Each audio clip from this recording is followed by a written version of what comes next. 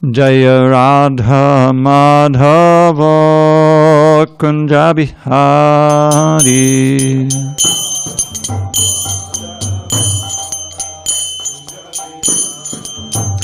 Jaya Radha Madhava Kunja Bihari.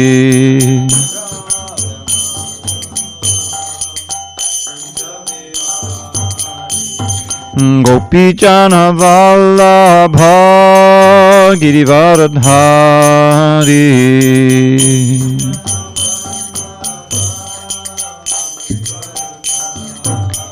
Jai Gopi Jana Vallabha Girivaradhari.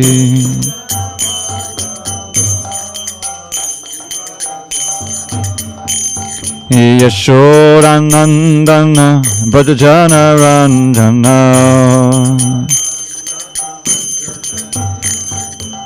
Yashodanandana Bhajana Ranjana.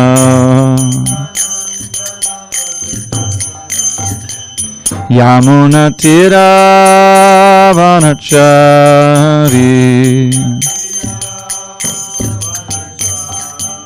Jamuna Tira Vanachari.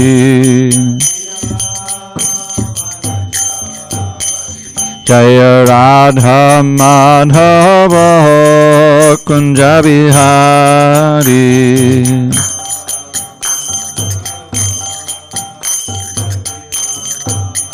Jaya Radha Madhava Kunja Bihari.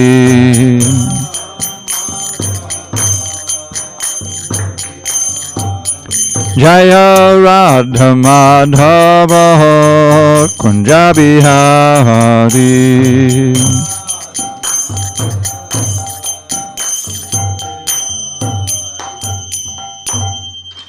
Jai Mr. Pad Paramahansa, Parivajikacharya Ashtoto, the Srimad Divine Grace, Srila A.C. Bhaktivedanta Swami Prabhupada ki Jai. ISKCON BBT Founder Acharya Srila Prabhupada ki Jai. Jai Om Vishnupad Paramahansa, Parivajikacharya Ashtoto, the Srimad Divine Grace, Srila Bhakti Siddhanta Saraswati Thakur ki Jai. Ananta Koti Vaishnava ki Jai. Namacharya Srila Haridas Thakur ki Jai. Srimad Bhagavad Gita ki Jai. Samaveda Bhaktivinoda ki Jai. All glories to the assembled devotees. All glories to the assembled devotees. All glories to the assembled devotees. All glories to Shri Guru and Gauranga.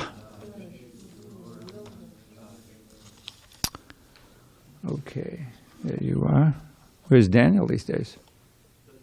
He went to the farm. Okay, figured. Okay. Om Namo Bhagavate Vasudevaya. Om Namo Bhagavate Vasudevaya. Om Namo Bhagavate Vasudevaya. So, text 21. Tapas? 22? Are you sure? Okay. Okay. 10th, November 10th, right? November 10th. Yeah. Okay. On this 10th day of November 2021 in San Diego, we're reading from Srimad Bhagavad Gita as it is, translation and commentary by His Divine Grace A.C. Bhaktivedanta Swami Prabhupada. And we are in chapter 17 entitled The Visions of Faith, text 22 at the bottom of page 654. Adeshakale Yadanam Apatrebhyash Chadiyate Asatkritam Avagyatam Tattamasam Udaritam Adeshakale Yadanam Apatebhyash Chadiyate Asatkatam avagyatam tattam samudaritam All right, before we continue, can you turn the fans on for me? Thanks. Adeshakale yaddanam apatebhyascha diyate asatkutam avagyatam tattam samudaritam. Adeshakale yaddanam apatrebhyascha diyate asatkutam avagyatam tattam samudaritam. Adeshakale yaddanam apatrebhyascha diyate asatkutam avagyatam tattam samudaritam. Adeshakale yaddanam apatrebhyascha diyate kutam avagyatam tattam samudaritam. Adeshakale yaddanam apatrebhyascha diyate satkutam avagyatam tattam samudaritam. Text 22, 654. You want to try it? Go ahead. Adeshakale yaddanam apatrebhyascha diyate asatkutam avagyatam tattam samudaritam. Adeshakale yaddanam apatrebhyascha diyate asatkutam avagyatam tattam samudaritam. You want to try? Tapas. Adeshakale yaddanam apatrebhyascha diyate asatkutam avagyatam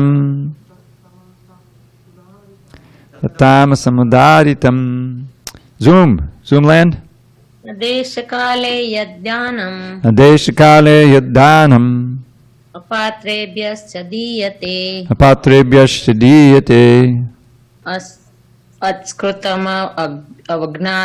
asatkutam avagnatam tattam samudayatam. Tattam samudaritam.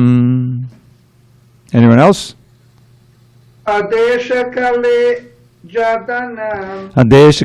yaddanam apatrebhyascha diyate asatkutam avagyatam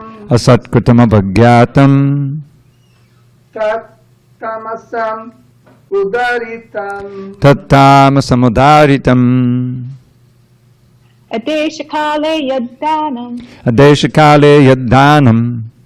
apatrebhyascha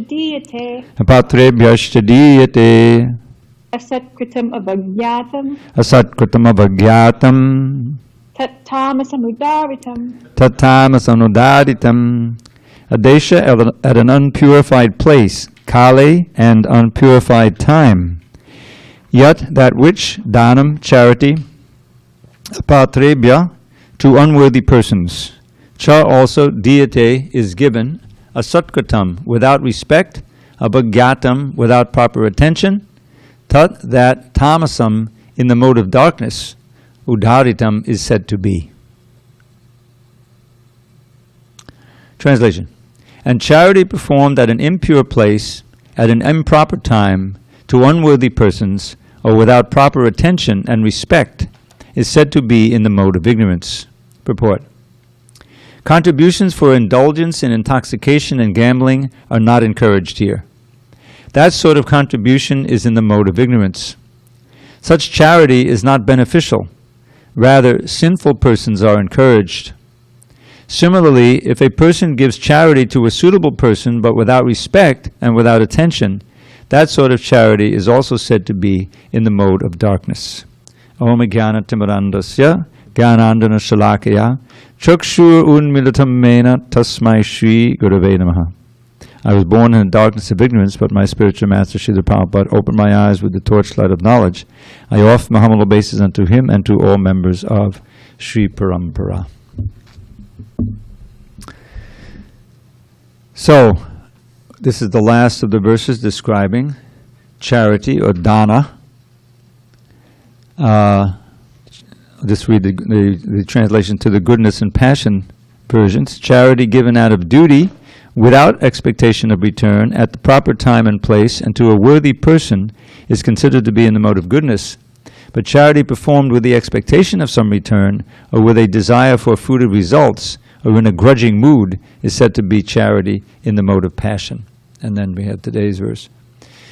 So charity is a very important function in society, because it is a way in which those who have disposable income can decrease their attachment to it and do some good for society.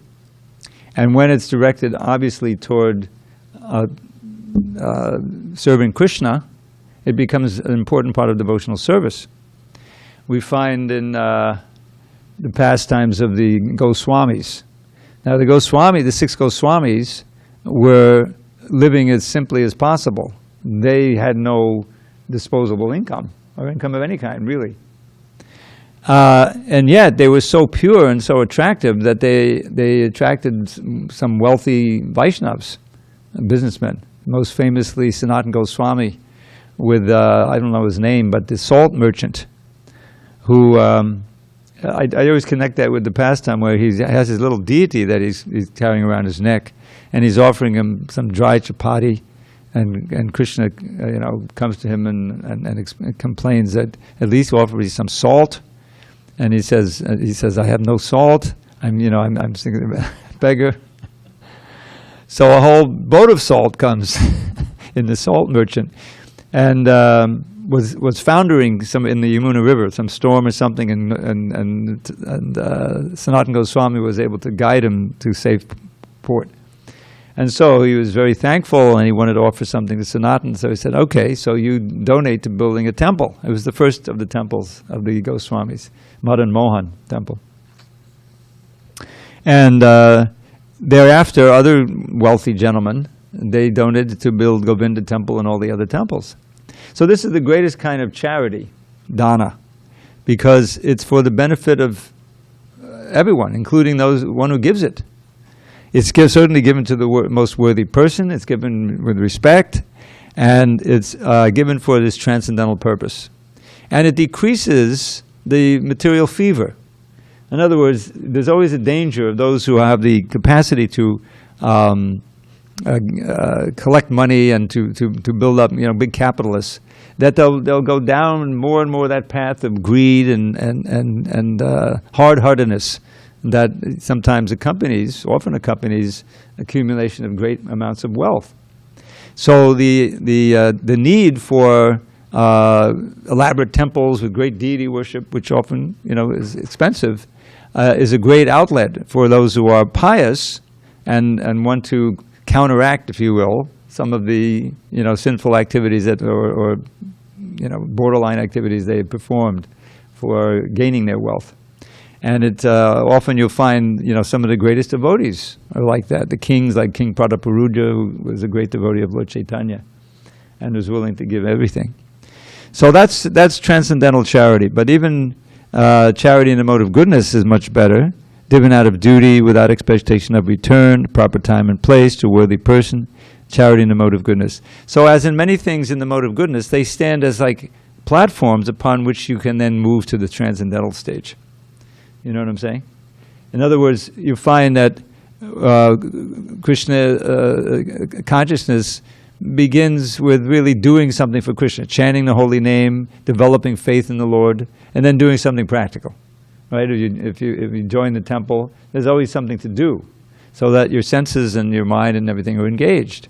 So this is a form of sacrifice, but it's not even in the mode of goodness. It's in the mode of pure goodness. because it has no material effect. This is the whole idea.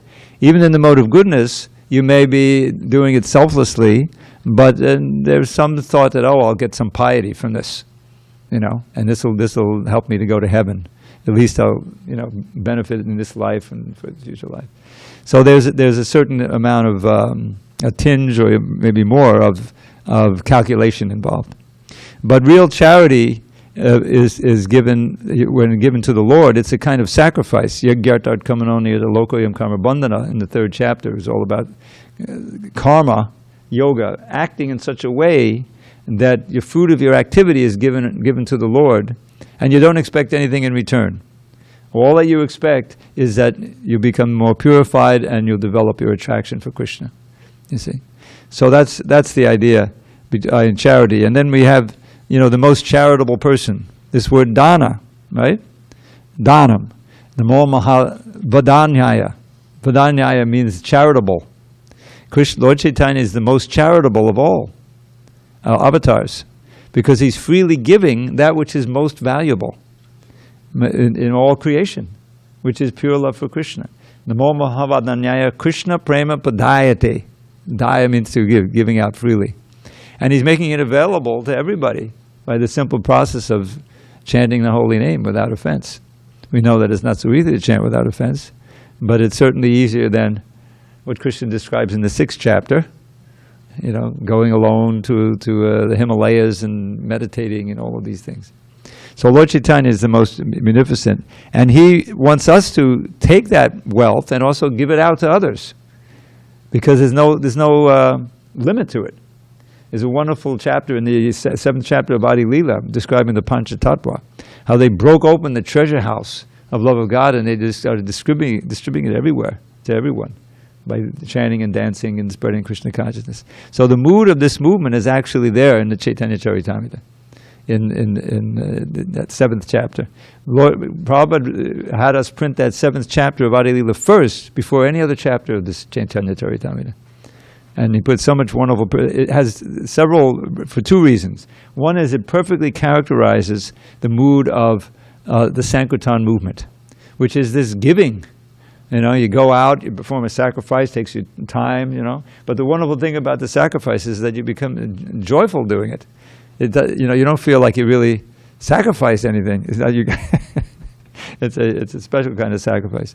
But it's at the same time, you're giving out the holy name, you're giving out Back to Godhead magazine, you're purifying the world.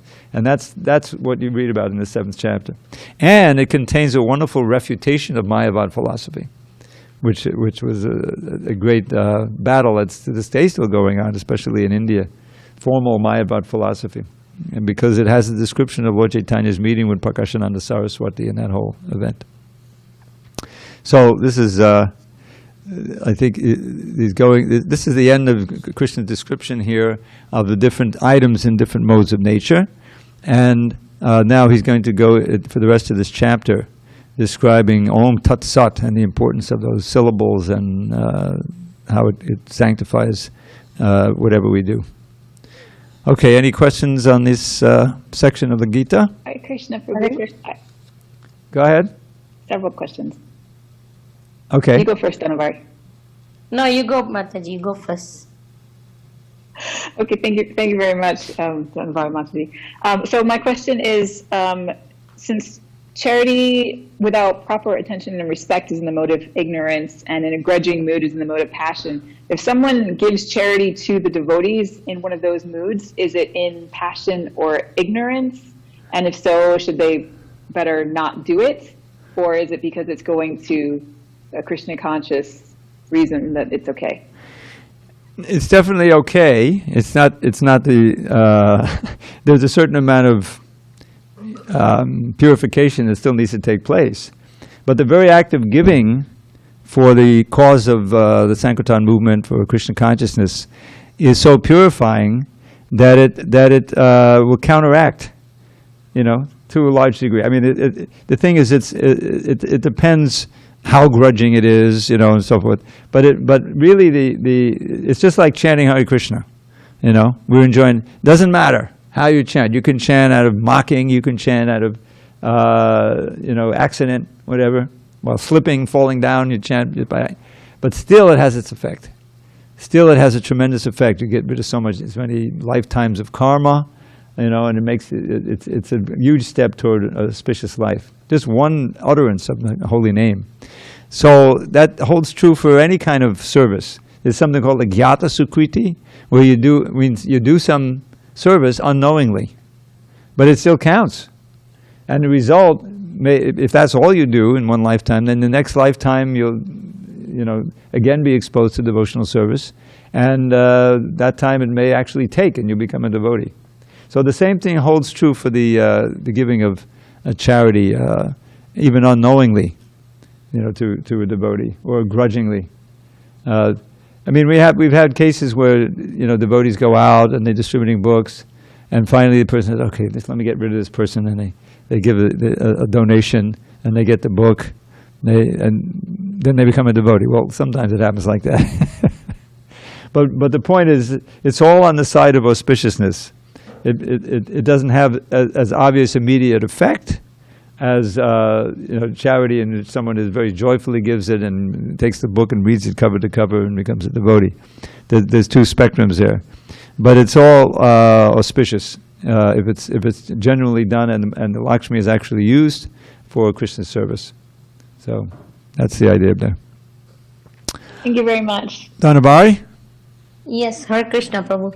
So you said, Prabhu, that in this context, when we give books out, like suppose Gita or Bhagavatam, when I tried to give somebody Indian body Gita, and he said, "No, I eat meat and then I drink, so it will be, if I take it, and then it won't be purified because I'm doing aparadha to Gita, because then I won't take it." So my question is, when we give we can give to anybody book, there's no aparadha, right? Like whether they are, whatever they do. Yeah, absolutely. That's a false argument. You mean they're saying they don't want to take it because they're not pure enough to read the Bhagavad Gita or something like that? They'll be offending the Bhagavad Gita. They'll be offending, yeah. Yeah, this tell them that take it home, put it on the shelf, and then you work to it, and then it'll be there. Someone else may read it. In other words, you're not going to contaminate the Bhagavad Gita, but you should stop doing these sinful activities and read the Bhagavad Gita and follow the Bhagavad Gita. But in every case, the presence of the Gita plus the Lakshmi you give for it, which will be put to a good cause, will be to your benefit. It's a misconception to think that it's just like, oh, I can't chant Hare Krishna because I'm eating meat. No, anyone, anytime, any place can chant Hare Krishna and should chant Hare Krishna. And then if you chant enough, you'll become enlightened and you'll give up meat eating and things like that. But it's just like Krishna can never be contaminated. He's like the sun. The sun can purify something, a contaminated place on the earth, some dog passed urine or something. The sun is not affected by that. So powerful. So Krishna in any circumstance is auspicious. It's good that the person feels ashamed of doing these sinful activities, but that's no reason to say, well, therefore I don't want to be exposed to those influences that might help me to give that up. I mean, that's kind of schizoid, right? So just as anyone, anytime, even a drunkard, someone should chant Krishna, Hare Krishna. They can't contaminate the name. Similarly, if you buy a book, you give a donation, then that's into your permanent good, transcendental account. And then you take the book home, put it on the shelf, and when you feel inspired, you can read it or have someone else read it. It's all auspicious. Okay? Thank you so much, Prabhu. I really like the chanting and the book answer, because tomorrow we are going to go to book distribution. The Matajis are going tomorrow. It will help us to talk about. Thank you. Okay. Okay. And Hare Krishna. Oh, I bol Vijay. Go ahead. Prabhu, you know better than me that God is the best charitable person, because He gives everything to everyone the whole time, everywhere. He gives us the light of the sun, rain, He fulfills all our material needs and also spiritual needs. So, but what happens is that after giving, he doesn't become, because he's God, he doesn't become diminished. Right. So my question is, if I decide for going to practice charity, following the footsteps of God, instead of cultivating avarice, if I decide to go for giving charity by following in the footsteps of God, being God, the charitable person that He is it that it may happen that also that after giving charity like God is giving charity, I will also not become diminished? Well, the best kind of charity that you can give is Krishna consciousness, right? We know that. Certainly, if you go out on a chanting party and chant Hare Krishna, inviting people to chant, giving out those little cards, right, or mantra cards, whatever you have, invitation. How is it going to diminish you? You know, it actually increases your supply. The more that you give out Krishna consciousness, the more Krishna conscious you become. So where is there any diminishment? It's ever increasing. So, because it's not like a material thing. I mean, as soon as you talk about God never diminishing, Om Purnamadak Purnamidam Purna Purnamudachyate, the invocation to the Ishopanishad, Om Purnamadak, the absolute truth is complete, and so many complete units emanate from it, like this world or the universe or whatever, but it's never diminished. It remains complete, right? That's the whole idea. So there's never any loss or diminution in the spreading of Krishna consciousness. So if you're giving that most valuable of things, now of course your book bag may become empty in that regard. That's one thing, you know. But still, your enthusiasm to give out Krishna consciousness doesn't become empty. It redoubles. So I wouldn't worry about running out. There's no loss. And that's the wonderful thing about Krishna consciousness, is that we can be agents of Krishna in giving out Krishna consciousness, and we also don't diminish. Our enthusiasm doesn't diminish. Our Krishna consciousness increases, and then the flood of love of God just continues. So it's not, you can't compare it to a material thing. If we're purely serving Krishna and our motive is pure, then we'll remain enthusiastic. Our body may eventually become tired. You have to take rest, that's for sure. You know, you have to become regulated. But the enthusiasm for giving out that charity, if you will, it doesn't diminish. It actually doubles. That's why you have book distributors like Dvijay 40 years later, just as enthusiastic. Because it's on the spiritual level. Okay, I wanted to mention something. I'm reminded by this, and I was thinking. Thank you, Prabhu. Again, wonderful answer to my question. Hare Krishna. Thank you, Haribol. So,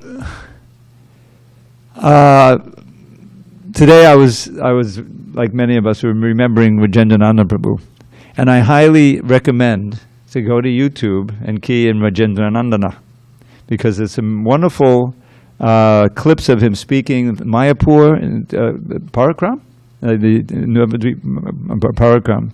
They last maybe 10, 12 minutes, but they're really potent and wonderful, and we can get a real taste of his erudition and purity and bhakti in that environment. I used to go on Navadik Parakram in the early 90s. I did 2 or 3 years, but he wasn't there at that time. But in any case, he was really showed how, what an influential and wonderful devotee is and speaker. And there's also classes. I think all his classes here have been recorded, right, Tabas? You can get it, yeah.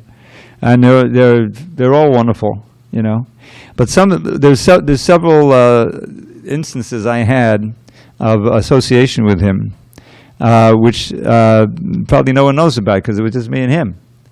And the first one actually, that I want to mention was when there was this lady here, and there's no one here who would remember her. You would. Padmavati. Remember Padmavati? Yeah. This was a lady who joined. She was already a little older, in her 50s. And she took initiation from Satsu Das Goswami. She lived right across the street and would come constantly. And but she had COPD, which is chronic obstructive pulmonary disease, which gradually grew, serious, more and more serious. But for years she would come to this class, and oftentimes she would be the only one here, and I had to tell her I can't give a class just to a single lady, So she'd drag someone else, and gradually we had 2 or 3 regulars who would come all the time. But I remember this was a little more than 10 years ago. It was 2011, January. It was a Kadashi. And she called me up, or left a message, I'm going to the hospital, because she was having trouble breathing.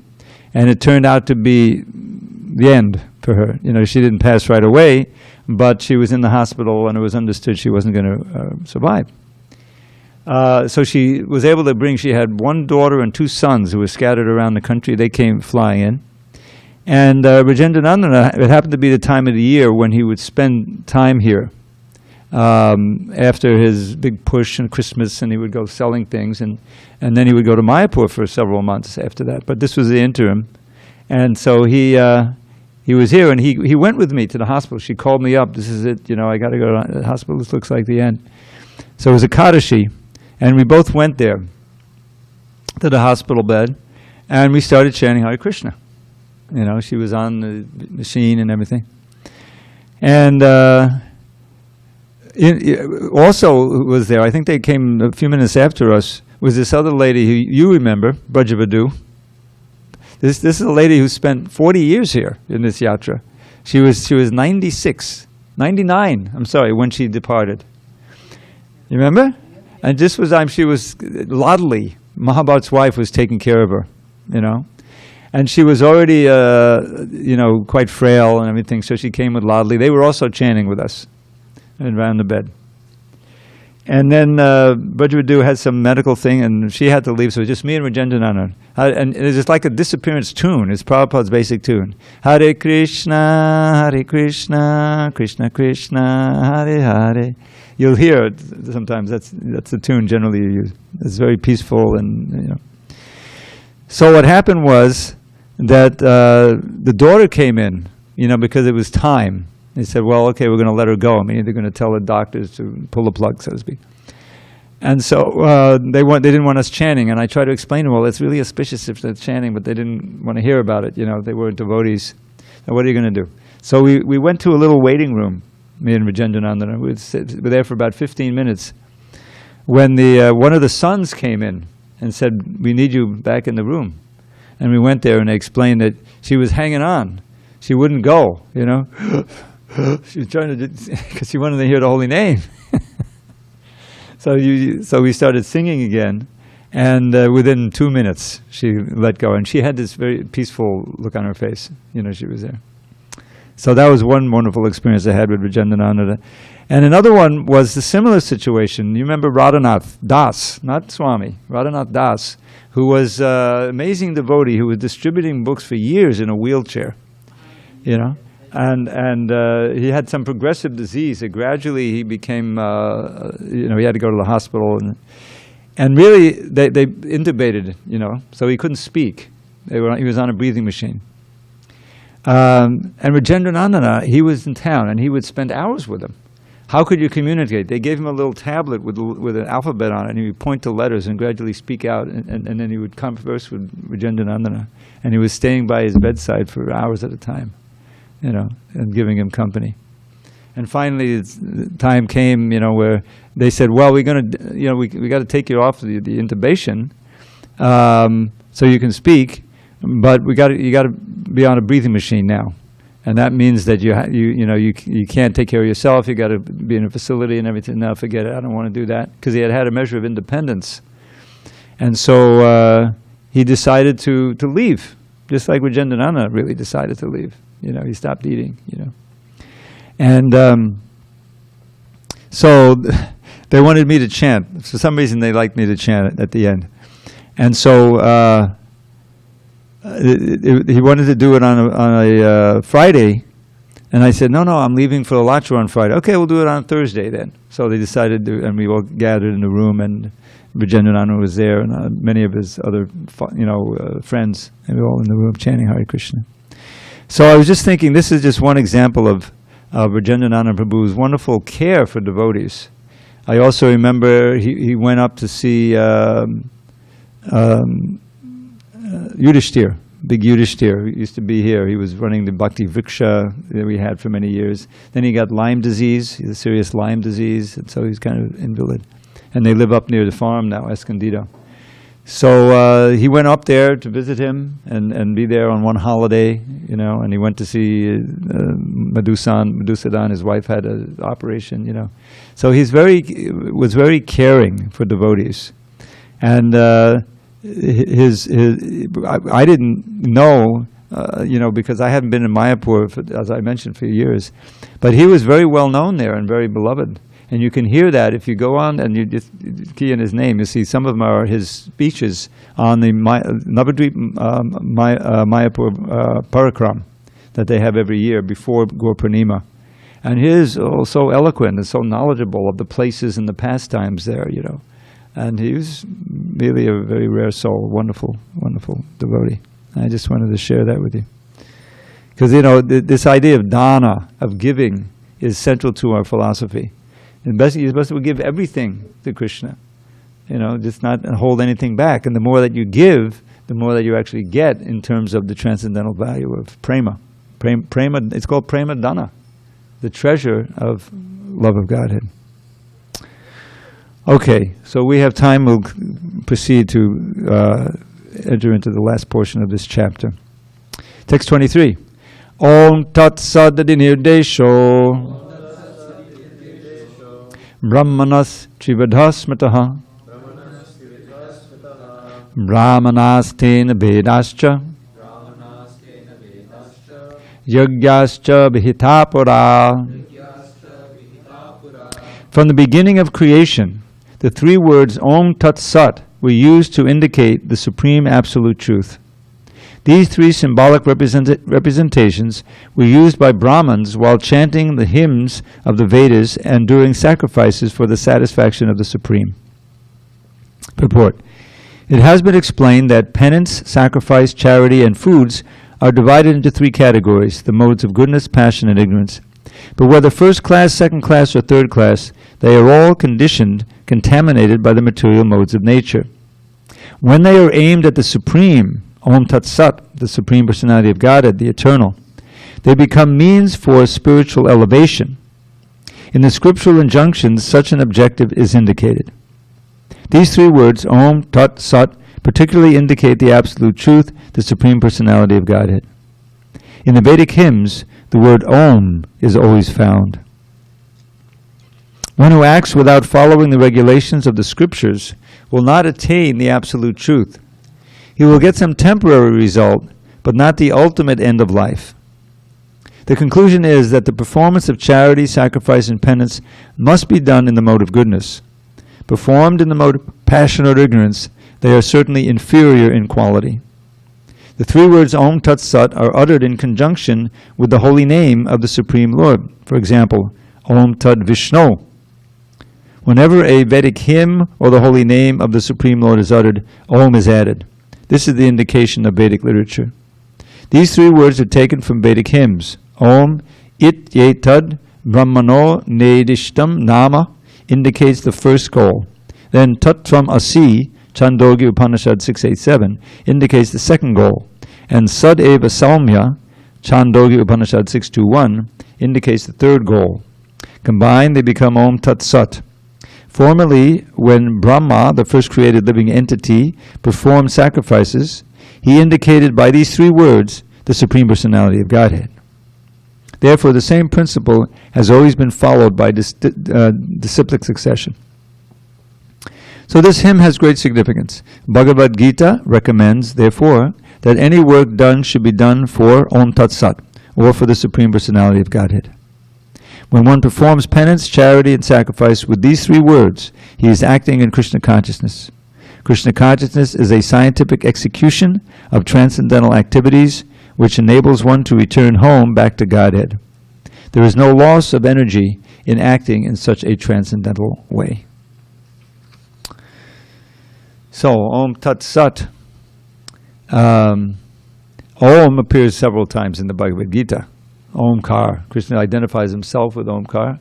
Pranava Sarvabedeshu Shabdake Purushangdashu. It's chapter 7. Pranava is another word for Omkar.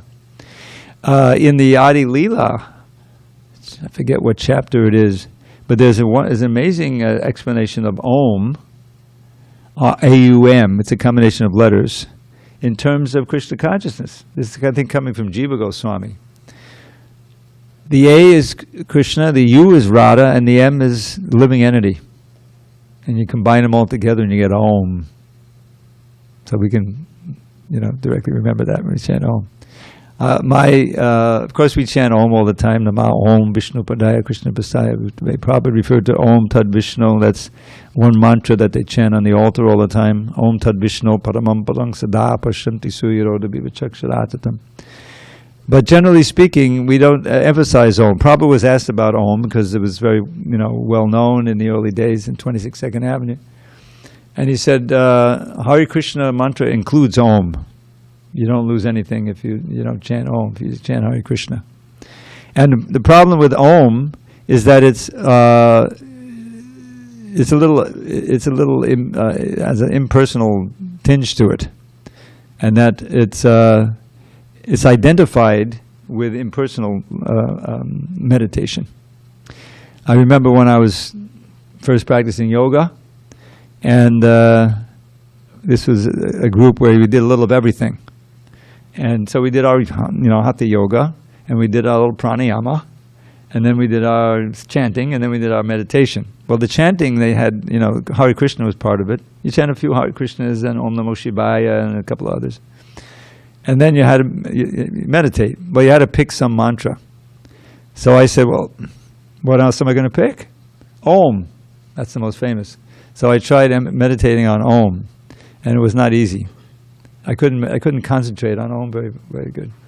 But then later on, I started chanting Hare Krishna, and I found it much easier and much, to chant. The rhythm, the name, whatever it was, past life. So Hare Krishna's mantra is, there's no loss. Everything is there. Everything is there. The whole spiritual world is there. All the rasas are there. Namachintamani Krishna's Chaitanya Rasa Vigraha. Rasa Vigraha means the form of all the rasas. There's no loss. Everything is concluded in Hare Krishna mantra. But here, Krishna, is because this is also Upanishad. The Gita Upanishad. Prabhupada points out right in the title that he includes this Om Tat Sat aspect here. Okay, let's see how far we can get here. Hare Krishna. Haribol. Prabhu, just a quick question. You just said that the Mahamantra includes everything. The spiritual world, everything is there. So my question is it that the Mahamantra also includes the goddess of fortune? And if your answer to my question is yes, is it that that is the same as to say that a person who chants the Mahamantra, because the goddess of fortune is also included in the Mahamantra, is it that this person will never suffer scarcity of money? No, if you're really fortunate, then you'll become a pauper. Krishna says that. Yasyaham anagrinnami harishe tad danang janai. Dana, here's the word dana again, like dana. Yeah? So there's also the Avanti Brahman, the song of the Avanti Brahman, right? The sannyasis, they chant this mantra, glorifying Avanti Brahman, who was wealthy, but then he lost everything, and he had nowhere else to go. He had to surrender to Krishna. And the same mood is there in this verse that Krishna says to Yudhishthira, Yasyaham anugunnami harishe tad danangshanai. That to those who I show my real mercy, I gradually take away all their wealth. And the second half of the verse isn't quoted so much, but what it says is, then the wife and children, they don't like him anymore. They kick him out. You know? And what am I going to do? So he has no alternative but to surrender to Krishna. Don't forget that the Hare, is a word for Hara. It may be a name for the goddess of fortune, but it also means he who takes away everything. And Hari means he who takes away everything. But it'll also take away your attraction to the material energy. And what's left? Your attraction to Krishna. So the Hare Krishna mantra is most powerful. And when I say it has everything in it, I mean that, if Krishna is there, everything is emanating from Krishna, so everything is in it. But it's not that you want to try to use the Hare Krishna mantra for material purposes. Then you'll find frustration. You'll be frustrated. Because Krishna is not going to give you, material and more entanglement. If you really chant sincerely, He's going to take all that away. That's what it means. Hare Krishna. You'll lose your attraction for the material aspect, and you'll become attracted to Krishna. And if you lose your attraction for it, you're not going to work for it. And if it means that Krishna has to take it away, and you're bereft, then that'll happen also. So if you want to make a lot of money, Vijay, you have to stop chanting Hare Krishna. That's the bottom line. Prabhu. Okay. Thank you very much. Wonderful Haribo. answer to my question again. You're amazing. My God, what a blessing. All glory to the Prabhupada. All right, let's go on. Where were we? 24, right? Yes. Tasmad om mityudharitya yagyadhana tapakriya pavartante vidhanokta satatam brahmavadinam.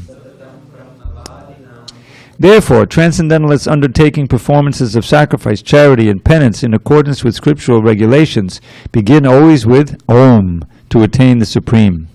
Purport. Now here Prabhupada's quoting. Om Tad Vishnu Paramam Padam. Rig Veda 122.20. The lotus feet of Vishnu are the supreme devotional platform. The performance of everything on behalf of the Supreme Personality of Godhead assures the perfection of all activity. Okay. Now, I just wanted to call your attention here. Where is it? Vidhanokta. Vidhanokta. We're back to this. Remember it started. According to scriptural regulations. The whole chapter began with, I forget the Sanskrit, but what is that faith of one who disregards the Shastra? You remember that? Tasmad, what is that? Oh, God. My verses are going. Getting senile. Yakshastra vidam utsrija. Vartate kamakarata. This Shastra vidam utsrija means giving up the vidis, giving up the instructions of Shastra. And the chapter begins, Yakshastra vidam utsrija. The same exact words. Yajante Shriyamvita. What are his faith? One who doesn't believe in Shastra, where do you get your faith? Well, your faith comes through, by means of the modes of nature and your experience.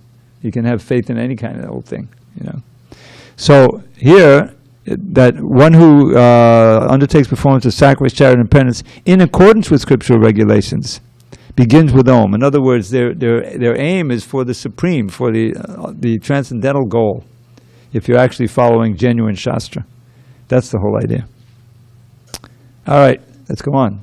Tadit janabhisandhaya bhalam yagyata. Oh, okay. Tadip yabhisandhaya bhalam yagyata pakriya dana kriyasta vividha kriyante mokshakangshibihi. Without desiring fruitive results, one should perform various kinds of sacrifice, penance, and charity with the word tat.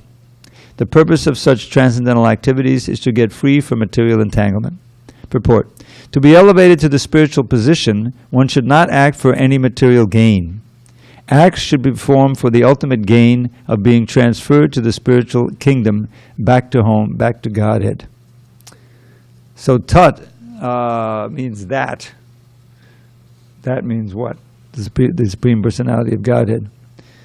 So the idea is, the theme, which is throughout the Bhagavad Gita, is that don't get imprisoned by the fruits of your activities. That's why we've been in the material world for so long. We work to try to enjoy the fruits, get bound up by the fruits, and bound up by our attachment for the fruits. And so we work for that. In other words, the Supreme Personality of Godhead, be on the safe side. And finally, Sat, which means the eternal, the Supreme. Sadbhave sarubhave cha sadatyetat prayujyate prashaste karmani tatha